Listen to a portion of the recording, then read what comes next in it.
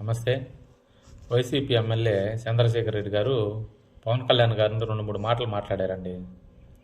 ఏమనంటే బచ్చా అంట. అంటే నాలాగే నువ్వు కూడా బచ్చావి అని పవన్ కళ్యాణ్ గారి గురించి మాట్లాడుతున్నాడు. నువ్వు బచ్చావి, ఖచ్చితంగా బచ్చావే కదా నువ్వు. అందరికి తెలిసిన విషయం అది.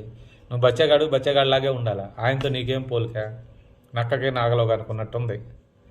ఏమన్నా అర్థం ఉందా? ఇంకొకటి వచ్చేసి డిప్ప కటింగ్ అంట. ఆయనకు అయ్యన్నా ఉండే డిప్ప కటింగ్ కొడుచుకోవడానికి, నీకు అది కూడా లేదు. మొత్తం ఎండిపోయింది ఎకరా. నీవేదో బాగా అన్నీ ఉండి సక్రంగా నువ్వు జడలు వేసుకొని పూలు పెట్టుకుంటా ఉంటే ఆయన గురించి మాట్లాడాలా? నీకు ఏదీ లేదు. నువ్వు మాట్లాడే అర్హత నీకు ఎక్కడుంది?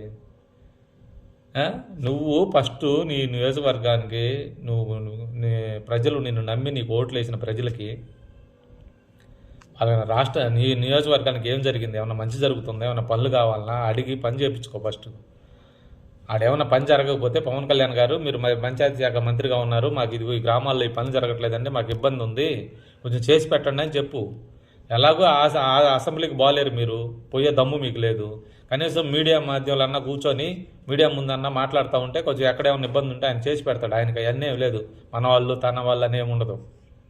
నువ్వు గెలిచావు, గెలిచిన కాడి నుంచి ఈ రోజుకి నియోజకవర్గం ప్రజలకు ఏం చేసావు ఫస్ట్ అది చెప్పు. నీ ముఖానికి నువ్వు పవన్ కళ్యాణ్ గారి గురించి మాట్లాడతావా? ఆయన స్థాయి ఎక్కడ, నీ స్థాయి ఎక్కడ? ఆయన ఏంటి, నువ్వేంటి? ఆయన పార్టీ పెట్టాడని ఎద్దేవా చేస్తావా? నువ్వు అది పెట్టలేవు కదా. నీ ముఖానికి నువ్వు నియోజకవర్గం దాటి బయటకు రావు. అసలు ఈసారి నెక్స్ట్ నువ్వు నియోజకవర్గంలో నువ్వు గెలిచేది చూడు. నీ ముఖం ఏం పని చేస్తున్నావు నువ్వు?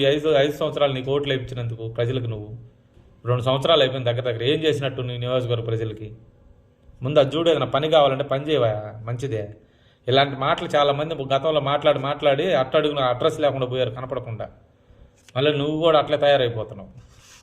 కొంచెం ప్రజలకు మంచి చేసే పని చూడు నీ నియోజకవర్గానికి.